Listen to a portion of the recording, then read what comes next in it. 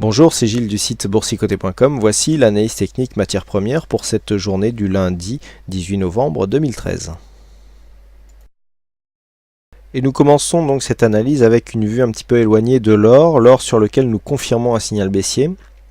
Nous avions ici une dynamique baissière assez relativement bien marquée, avec une résistance qui commence à apparaître sur cette zone que l'on peut tracer de cette manière.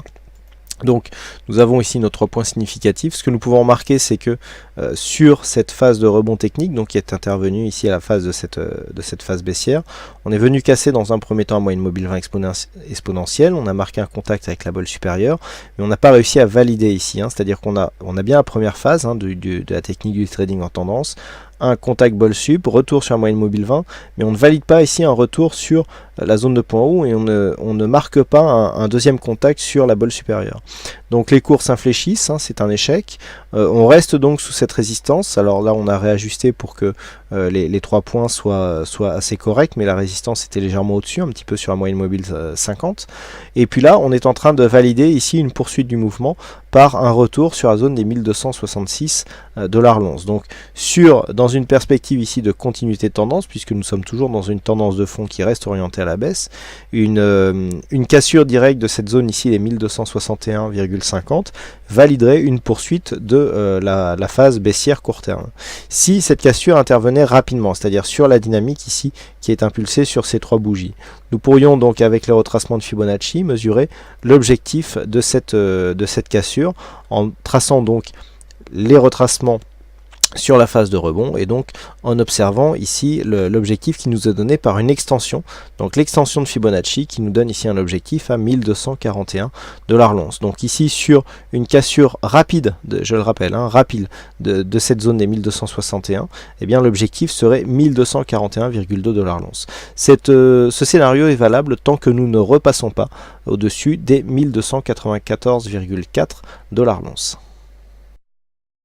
Nous continuons tout de suite avec le WTI, donc avec une vue aussi là éloignée pour bien constater cette phase baissière qui part ici d'une cassure de cette zone de support des 100,76 qui marque la rupture du range horizontal.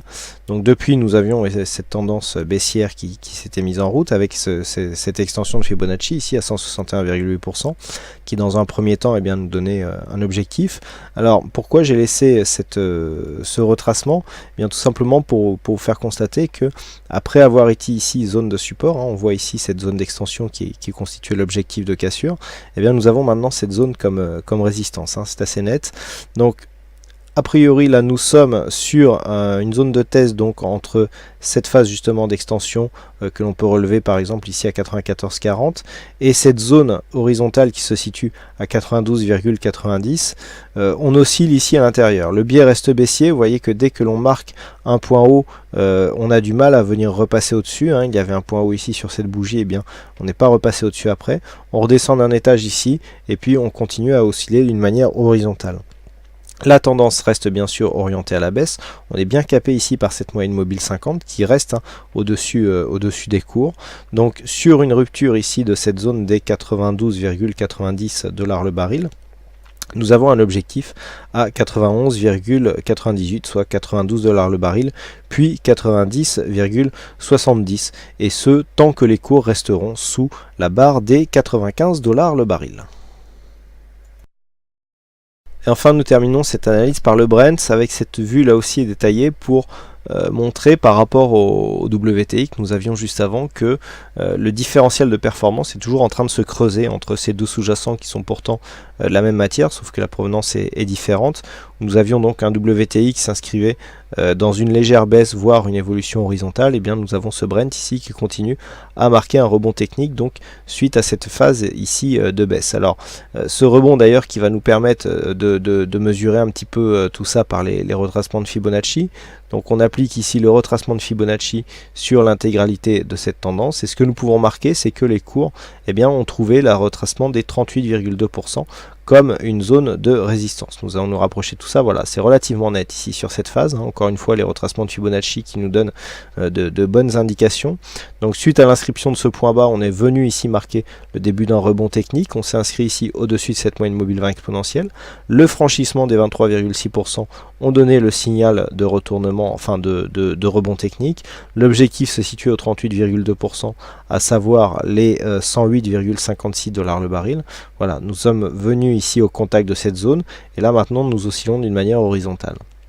Les cours sont revenus chercher ici un contact avec la moyenne mobile 20 exponentielle, suite à une phase de redescente des indicateurs qui correspond à une phase de consolidation horizontale suite à cette forte phase de hausse. Donc pour l'instant, on est toujours dans un mouvement très technique, à orientation haussière, puisque suite à cette phase de hausse, eh bien, le manque de dynamisme n'a pas permis aux vendeurs de faire baisser le marché, mais tout simplement, nous pouvons constater qu'il y a une pression haussière qui continue à s'exercer sur le Brent, donc ici, toujours dans une phase plutôt haussière, et donc c'est là où on ressent bien l'écart qu'il y a avec le WTI, qui lui s'inscrit plutôt dans une perspective baissière.